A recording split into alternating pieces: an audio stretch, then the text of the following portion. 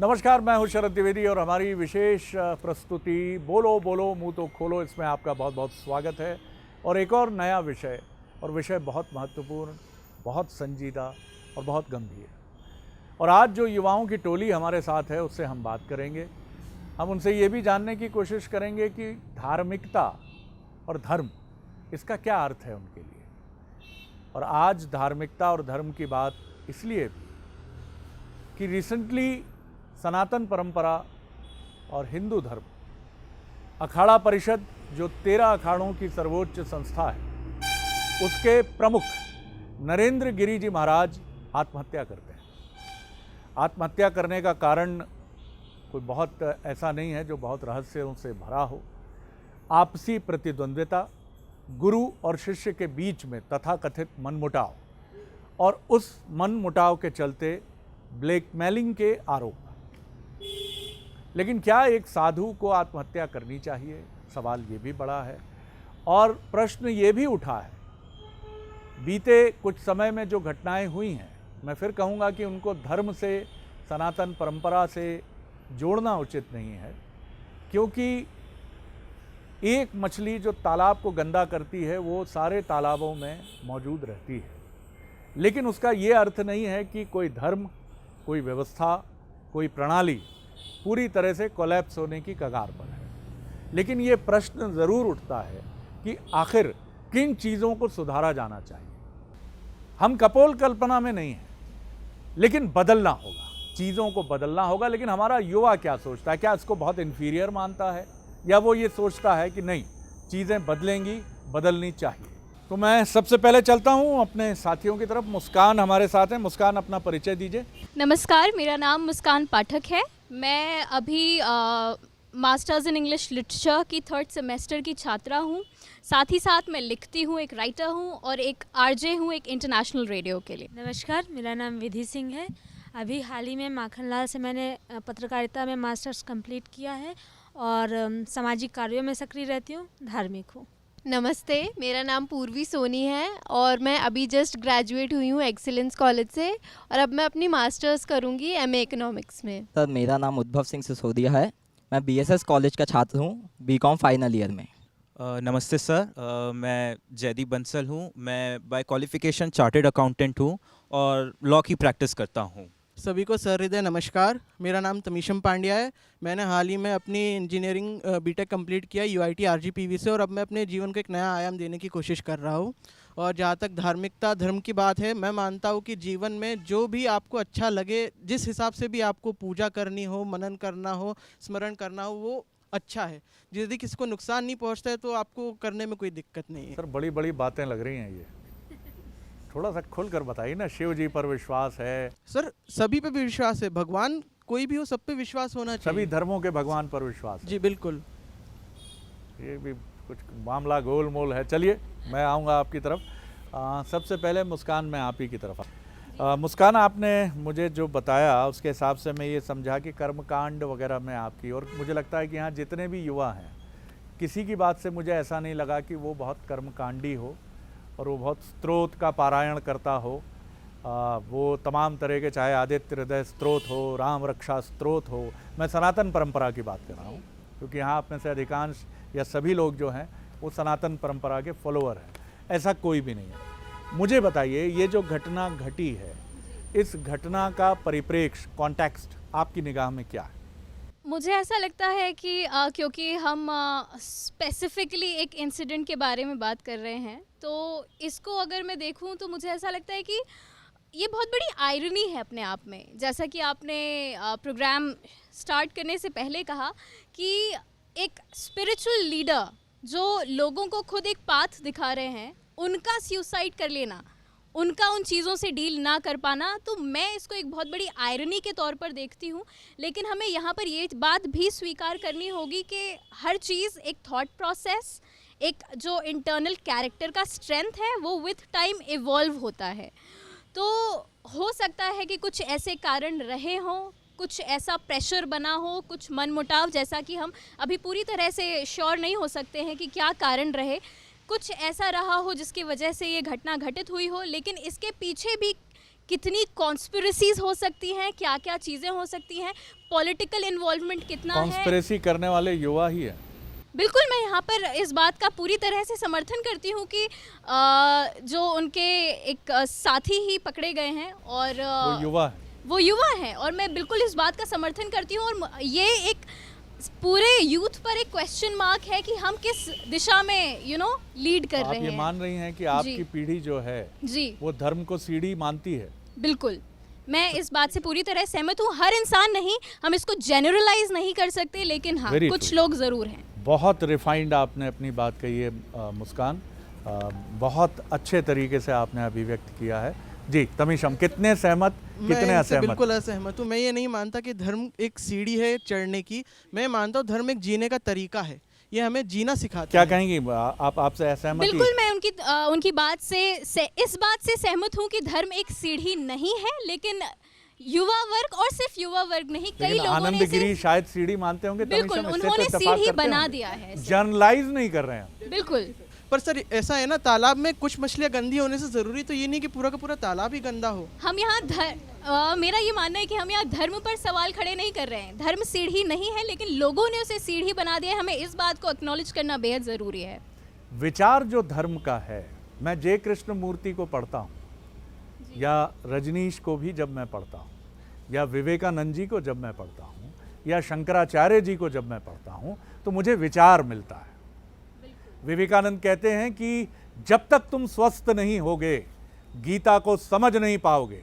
गीता को समझना है तो पहले अपने शरीर में, अपनी शिराओं में स्वस्थ रक्त को प्रवाहित होने दो। जय कृष्णमूर्ति कहते हैं कि भीतर की यात्रा की तरफ बढ़ो। आज क्या धर्म का ये स्वरूप पीछे गया तमीशम? जी बिल्कुल सर, मैं ये मानता हूँ कि पीछे बिल्कुल गया और इसी को आगे लाने की ज़रूरत है। लेकिन ये अच्छे परिप्रेक्ष्य में आगे नहीं आया है, बुरे परिप्रेक्ष्य में लगातार आगे आ रहा है। लोगों को ये कोशिश करनी कि हम इसे अच्छे परिप्रेक्ष्य में आगे लाए। हम क्यों इन चीज़ों पे ध्यान दें? हम इन चीज़ों पे क्यों नहीं ध्यान दें कि हमारे पास जो आदि शंकराचार्य है। कैसे दें सर? इतनी बड़ी घटना हो जाए तो इस पहलू पर तो ध्यान जाएगा ही ना। जी सर बिल्कुल। और अभी पर हम ये भी नहीं कह सकते कि अभी घटना का पूरी तरीके से, जब तक पुलिस की जाँच नहीं हो जाती, पूरा नहीं होता, हम इस पर कोई एक आत्महत्या है, एक सुसाइड लेटर है, जिसमें अपने ही शिष्य पर और कुछ अन्य लोगों पर आरोप लगाया गया है। प्रथम दृष्टया प्राइमा फेसी अब तक ये मामला आत्महत्या का मामला प्रतीत होता है और इसमें कॉन्स्पिरेसी प्रतीत होती है कुछ लोगों की। जी आप जयदीप विधि। सर जैसे बात धर्म की हुई, तो जो इन्होंने कहा कि धर्म एक जीने का तरीका है और धर्म की जो परिभाषा भी दी जाती है, धार्यते इति धर्म, तो उससे मैं सहमत हूँ। और यहाँ जो घटना, आप इसे समझती हैं? धार्यते इति धर्म, जी, जो धारण किया जा सके वही धर्म है। इसका क्या मतलब समझती हैं? अगर इसकी और गहराई में जाए तो जो धारण, यहाँ धर्म किसी रिलीजन से नहीं है। यहाँ धर्म का मतलब सीधा सीधा कर्तव्य है। जो हम धर्म वो है जो हमें करना चाहिए, निष्ठापूर्वक करना चाहिए, हमारा कर्तव्य। जैसे अगर मैं स्टूडेंट हूँ, बहुत अच्छी बात है मैं ये। जर्नलिस्ट, मैं यहीं उलझ रहा था, मुझे लग रहा था धार्येति धर्म। धर्म का मतलब है अगरबत्ती जलाना नहीं, किसी अपने स्वरूप के सामने पूज्य बैठकर घंटों घंटों पूजा करना नहीं, अपने कर्तव्य का, सामाजिक कर्तव्य का, मानवीय कर्म का निष्पादन धर्म है। जी, तो जैसे मैंने भी बताया धर्म के बारे में, और ये जो घटना हुई है इसको जिस तरीके से धर्म से, सनातन परंपरा से जोड़ा जा रहा है, उस परिप्रेक्ष्य में देखें तो ये घटना पूरे सनातन परंपरा को एक तरीके से एक अलग ही संशय में डालती है। एक अलग ही एक मतलब एक अलग तरीके का वहाँ एक सवाल खड़ा होता है कि इतनी महान परंपरा का पालन करने वाला व्यक्ति आत्महत्या कर रहा है, वो भी किस वजह से कि उसे कोई बदनाम कर देगा। निश्चित तौर पर। लेकिन देखिए ये बहुत दुखद होता है कि जब हम घिर जाते हैं तो कई बार इस तरह के विचार आना स्वाभाविक नहीं है। लेकिन बेहतर होता कि वो लड़ते, संघर्ष करते और उन लोगों को बेनकाब करते और अपनी गलती को भी, क्योंकि धर्म ये भी कहता है कि मुझसे अगर त्रुटि हुई है, हमारी सनातन परंपरा में तो ये भी है वर्णन कि स्वयं ईश्वर से अगर गलती हुई है तो उन्होंने भी प्रायश्चित किया है, उन्होंने भी ये कहा है कि हाँ मुझसे ये गलती हुई है। जी मेरे मायने में ये कहना है कि जीवन हमें भगवान से मिलती है, लेकिन जो गुरु रहता है वो हमें जीवन को सही ढंग से जीना सिखाता है।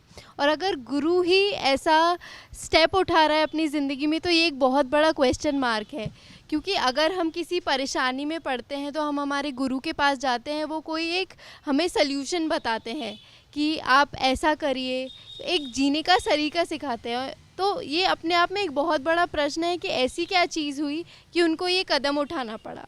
जी जयदीप। मेरा ऐसा मानना है कि हर चीज़ के लिए चेक एंड बैलेंस होना बहुत ही ज़रूरी है।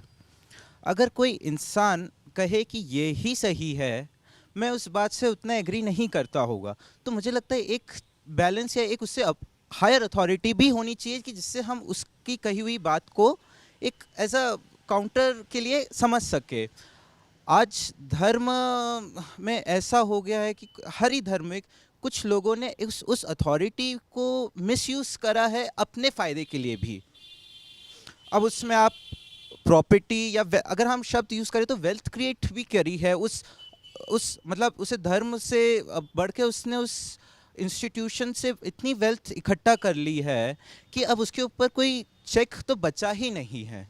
तो अनटिल अनलेस हर धर्म में अगर चेक एंड बैलेंस की एक प्रक्रिया ना हो तो मुझे ऐसा लगता है कि वो धर्म लोग जो धार्मिक लोग हैं वो अपने हिसाब से मैनिपुलेट करने के लिए काफ़ी उनके लिए आसानी हो जाती है।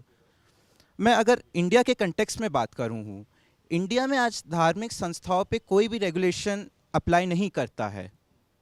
उससे क्या होता है, एक बोलते हैं ना, एक उनको कोई रिस्ट्रिक्शन नहीं होता है किसी भी चीज़ के लिए।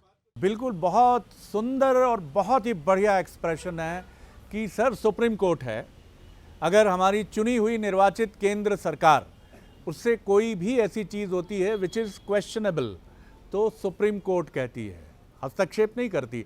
क्या हमारे अखाड़े, हमारे सनातन परंपरा से जुड़े ये उपक्रम हैं, क्या आज एक पैरेलल इंक्वायरी, ऐसा कोई इंस्टीट्यूशन नहीं था जो तुरंत इसकी पैरेलल इंक्वायरी करता? जी उद्भव। सर मुझको ऐसा लगता है जब उनके स्टेटमेंट्स आए थे जिनको गिरफ्तार किया गया है तो उनने कहा कि वो कोई ज़मीन बेचना चाहते थे और मैं उसके खिलाफ था, इसलिए ऐसा कुछ हुआ है। तो मुझे ये लगता है अगर गुरु हमें ये सिखाते हैं कि हमें मोह माया से दूर रहना चाहिए और इस बात पे किसी गुरु की आत्महत्या हो जाती है या फिर वो हत्या होती है। कोई गुरु मोह माया से दूर नहीं है उद्भव। वो तो नहीं है सर, लेकिन वो सिखाते हैं हमें वो तो काफ़ी ज़्यादा किया है, लेकिन अगर वो हमें ये सिखाते हैं कि हमें मोह माया से दूर रहना चाहिए और अभी तक इस पे संदेह है कि उनकी हत्या हुई है या उन्हें आत्महत्या बड़ा की दिलचस्प है। सवाल मेरे मन में आया है, मुझे हाथ उठाकर आप सब बताइए, क्या ये जो हमारे गुरु जब ये कहते हैं मोह माया से दूर रहो, आत्मा को पवित्र रखो, मन की शुद्धता श्रेष्ठ है, तो आप लोग विश्वास करते हैं कि नहीं करते हैं? नहीं करते। नहीं नहीं नहीं नहीं करते, तो मेजॉरिटी नहीं है भैया। हे धर्माचार्यों, मैं कुछ नहीं कह रहा हूं कि कोई कुछ क्वेश्चनेबल है, ये 2021 के युवाओं की जमात है जो आपके हमारे, मैं अपने को भी शामिल करता हूं, शायद हमारे आचरण में कहीं कुछ ऐसा है कि ये विश्वास नहीं करें। बहुत जल्दी से बात खत्म करिए। तो मैं ये कह रहा था कि अगर उनकी हत्या हुई है या आत्महत्या हुई है, लेकिन अगर ये इस बात पे है कि ज़मीन के मामले पे ये हुआ है, तो मुझे लगता है ये बहुत ही गलत है। जो हमें ये सिखाता है कि हमें मोह माया से दूर रहना चाहिए, अगर वही एक ज़मीन के चक्कर में उनकी हत्या या आत्महत्या हो जाती है तो ऐसा नहीं होना चाहिए था। बिल्कुल। मुस्कान। जैसा कि अभी वेल्थ क्रिएशन की बात हुई, तो मेरा भी यही मानना है कि धर्म को एक वेल्थ क्रिएशन के टूल की तरह, एक ज़रिए की तरह इस्तेमाल किया जाता है। उनके कोई साथी गिरफ्तार हुए हैं जिनकी करोड़ों की चल अचल संपत्ति बरामद हुई है, मतलब एक रिकॉर्ड्स मिले हैं, और उनकी पर मंथ की जो सैलरी है, जो आय है, वो 9,000 है। तो एक 9,000 कमाने वाले एक पंडित की जो चल अचल संपत्ति है वो करोड़ों की पाई जाए, तो हम इस बात लेकिन से ये हमें नहीं भूलना है, यहाँ हमें जनरलाइज नहीं करना है, जनरलाइज बिल्कुल नहीं कर सकते। आज भी ऐसे सन्यासियों की संख्या बिल्कुल करोड़ों में है, लाखों में है भारत में, जिनके पास कुछ भी नहीं है और वो चैरिटेबल ट्रस्ट के जरिए हॉस्पिटल, एजुकेशन या जन सेवा के अनेक कार्य कर रहे हैं। तो कुछ लोग हैं एब्सोल्युटली जिनकी वजह से बहुत सारे सन्यासी और धर्माचार्यों पर प्रश्न है। जी सर, ये एक बहुत बड़ा डिबेट है टैक्स में कि जो चैरिटेबल इंस्टीट्यूशन को जो ब्लैंकेट कवर दे दिया जाता है कि उनको टैक्स नहीं भरना है या फिर उनको उनकी इतनी सोर्स ऑफ इनकम को इतना डिस्क्लोज नहीं करना है। तो कई लोगों ने साधु बिजनेसमैन बन चुके हैं सब और नहीं, बिजनेसमैन सब साधु, नहीं, हाँ, सब नहीं, इन जी, जनरल अगर जी। हम बहुत कुछ लोग आज धर्म हम भी के तो नाम कहते पे- हैं चैरिटेबल ट्रस्ट में दे देंगे, हमें भी मिल जाएगा हिस्सा, हम भी तो जिम्मेदार हैं सर। नहीं जी। बट बिजनेस करना धर्म के नाम पे मुझे लगता है उनके गलत खिलाफ थोड़ा सा वो एक्शन गलत हो है। लेना चाहिए, वो गलत और जो ब्लैंकेट कवर है उसको थोड़ा सा हटाना चाहिए। जी, मैं सर बस यही कहना चाहता हूँ कि हम जो कह रहे हैं धर्म गुरु या फिर जो गुरु या जो आचार्य उन पर कीचड़ उछाला जा रहा है, सर गलती एक उनकी नहीं है, इसके पीछे और भी लोग निकलते हैं यदि हम जांच हम करते सिर्फ हैं तो। उनकी बात कर रहे हैं जिन पर प्रश्न उठे हैं। हाँ मैं फिर बार बार दोहरा रहा हूं कि हम सारे धर्माचार्य, ये इंस्टीट्यूशन, ये कुछ लोगों की वजह से ये बात उठी है, लेकिन ये कुछ लोग भी होने चाहिए क्या? अगर पत्रकारिता में कुछ पत्रकार पत्रकारिता के मूल तत्व पर सवाल खड़ा करते हैं तो पूरी पत्रकारिता क्वेश्चनेबल होती है। कुछ राजनेताओं के कर्म को सारे राजनेताओं पर थोप दिया जाता है। कुछ क्रिकेटर्स जो बुकी के साथ मिलकर जुआ खेलते हैं, पूरे क्रिकेटर्स पर ब्लेम हो जाता है। मैं आऊँगा मुस्कान आपकी तरफ। जी सर बस मैं यही कह रहा हूँ कि हम किसी एक पे नहीं कह सकते, इसके लिए पूरी जांच होती तो हमें पता चलता कि और भी लोग निकलते हैं, तो किसी एक को इस तरह जनरलाइज करना मुझे नहीं लगता कि ये सही है। क्योंकि जब आप कीचड़ उछालने की बात करते हैं तो आप बचाव भी करते जी हैं। सर। इसलिए कोशिश ये करिए कि इस समय हम निर्मम होकर ऐसी व्यवस्था की तरफ भी बढ़ें। भले ही ऐसे साधु सन्यासी जिन जो आरोपित हैं उनकी संख्या 5% हो, 95% पवित्र हैं, लेकिन इन 5% के लिए भी मानक तय होने होंगे। जी सर, और ये तय करेंगे सन्यासी। जी उद्भव, आपकी तरफ आता हूँ। सर जैसा कि आपने कहा, एक मछली पूरे तालाब को गंदा कर देती है, लेकिन सर कीचड़ तो सबके ऊपर ही उछल रहा है ना उसमें। और सर मैं राष्ट्र सेवा योजना का स्वयं सेवक हूँ। हमें सिखाया जाता है not me but for you. तो जो सन्यासी सिखाते हैं, जो हमें सिखाया जा रहा है हमें आगे फॉरवर्ड करना है, वो भी खुद सिखाते हैं कि अपने लिए नहीं समाज की सेवा करो। सब कुछ समाज के लिए कर रहे हैं, तो समाज के लिए वो कर रहे हैं, तो फिर उस बात का चंदा क्यों मांगा जा रहा है? और आजकल मुझे लगता है कि ये सब धर्म एक इंजॉयमेंट के लिए किया जा रहा है। जो भी ये पंडाल लगते हैं या ये सब हो रहा है, मुझे लगता है धर्म को लोगों ने एंजॉयमेंट की तरह मान लिया है। सर बहुत विचारणीय प्रश्न है कि क्या धर्म प्रदर्शन की वस्तु बन गया है? क्या हमारे भव्य पंडाल, कोरोना की वजह से ये 1.5 साल तो चुनौतीपूर्ण रहे, लेकिन हम देखते हैं कि पश्चिम बंगाल से लेकर देश के कोने कोने में एक एक पंडाल लाखों और करोड़ों की लागत से बनता है। क्या इनको छोटा करके किसी गरीब की मुस्कुराहट पे ये पैसा खर्च नहीं हो सकता है? चंदा हम ले रहे हैं, पब्लिक फंड है ये बड़ा सवाल आपने खड़ा किया। पूर्वी, मेरे ख्याल में अगर हम चंदा कर ही रहे हैं तो सड़क पे काफ़ी सारे गरीब लोग हैं जिनको 2 वक्त की रोटी बहुत मुश्किल से मिलती है, तो अगर हम उनको नसीब करवाएंगे तो वो ज़्यादा बड़ा धर्म होगा। क्योंकि धर्म से हमारी मानसिकता दिखती है कि हमारा मन कितना साफ़ है, हम लोगों के बारे में कितना सोचते हैं।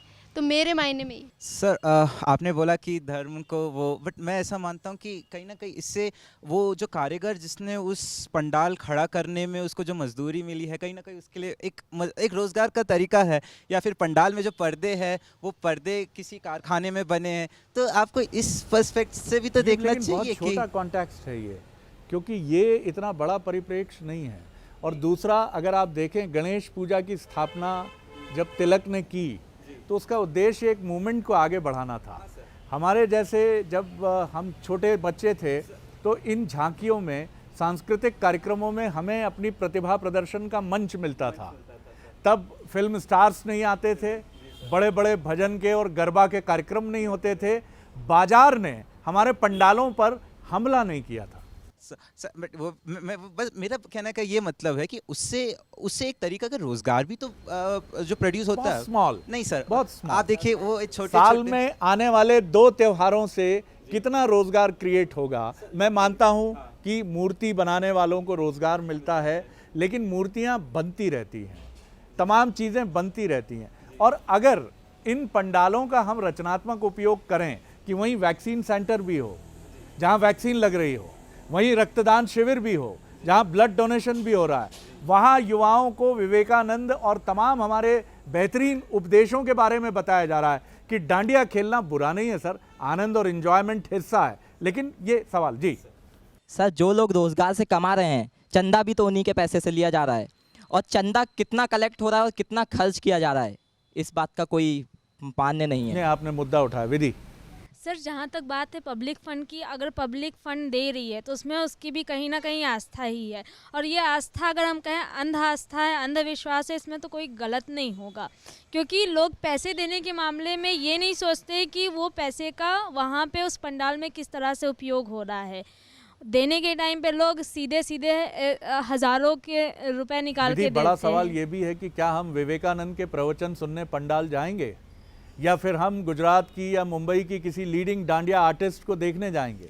सर उद्देश्य तो यही होना चाहिए कि हम विवेकानंद के विचारों को सुनने जाएं, क्योंकि समाज उससे आगे तो सिर्फ बढ़ना गलती है। उनकी नहीं है, हम भी बाजार के रंग ढंग में रंग गए। बिल्कुल सर। तमीशम। सर मैं तो बस यही कहना चाहूँगा कि ये जो भी हम लोग करते हैं सिर्फ 2 या 3 दिन की बात नहीं, साल भर चलता रहता है। अब आप देखिए वही टेंट जो हम लोग पंडाल में लगाते हैं वही जाके अब 2 महीने बाद शादियों का माहौल आ जाएगा, शादी में लग जाएंगे। ये लोग जो काम करते हैं ये लोग वहाँ लग जाएंगे। और सर एन्जॉयमेंट, यदि हम किसी चीज़ को एन्जॉयमेंट कर रहे हैं तो उसमें बुराई नहीं है। और दूसरी चीज़, जो चंदा भी कलेक्ट करते हैं तो उस पर एक रेगुलेटिंग होनी चाहिए, लोगों को पूछना चाहिए कि भाई आपने हमारा चंदा किस काम में इस्तेमाल किया है। और सर इसके बाद यदि हम कहें कि खाने को नहीं चंदा मिलता लेने है, वाले लोग बहुत विनम्र हैं। सर हम लोग को तो पूछना चाहिए नहीं सर, ना। मेरा सवाल का जवाब दीजिए। नहीं सर, वो आपके मोहल्ले का बिल्कुल सबसे नहीं। विनम्र लड़का है। बिल्कुल नहीं, बिल्कुल जी, नहीं, लेकिन जी। पूछना तो हमारा हक बनता है क्योंकि हमने दिया है।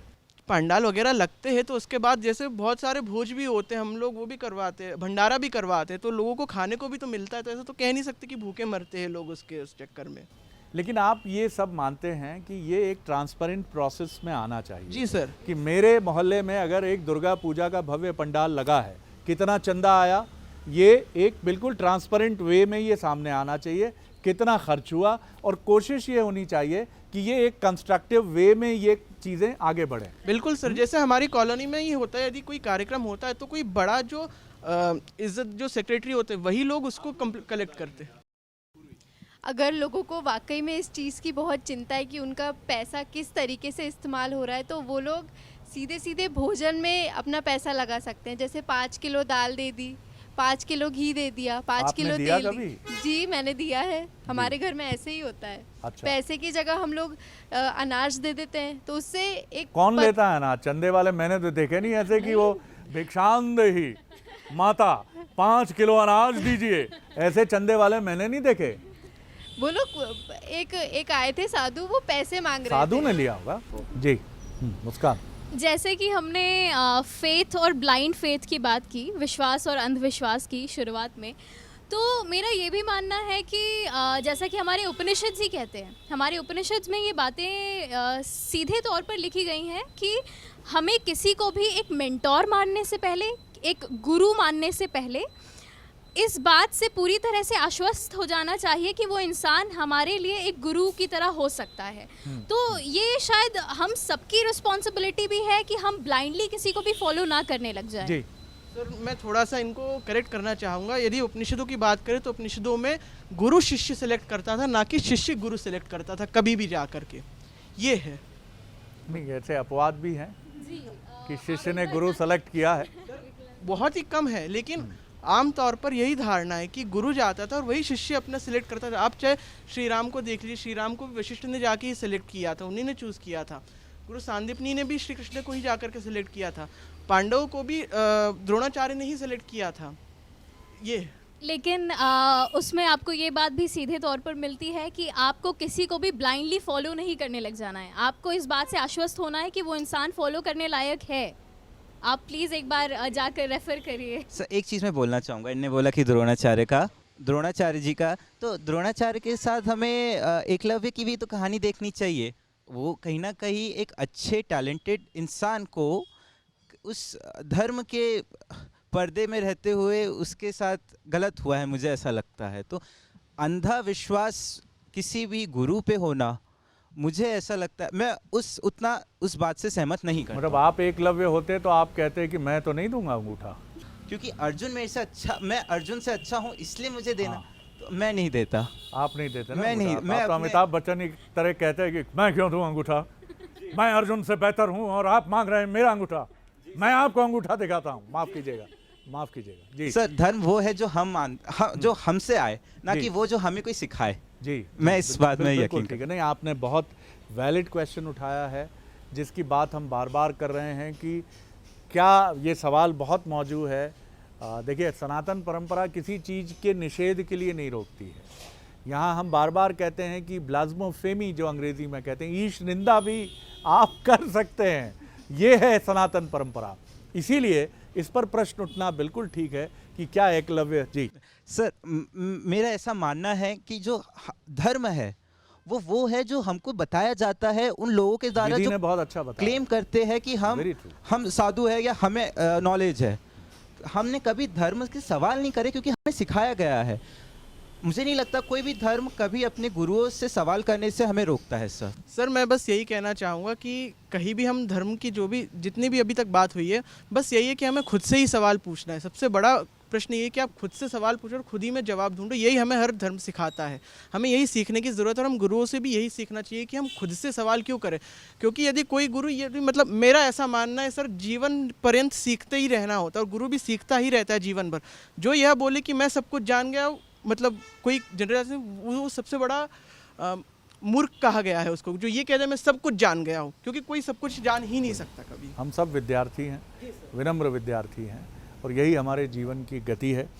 बहुत महत्वपूर्ण चर्चा रही है और मैं युवाओं से बात करके अभिभूत हूँ कि वो कितने स्पष्ट और ट्रांसपेरेंट विचार रखते हैं। लेकिन ये मेरे विचार हैं। मुझे ऐसा लगता है कि जिस तरह से हमारे IITs हैं और हमारे लीडिंग इंस्टीट्यूशंस हैं, देश में भी धर्माचार्यों को दीक्षित करने के अखाड़े हैं।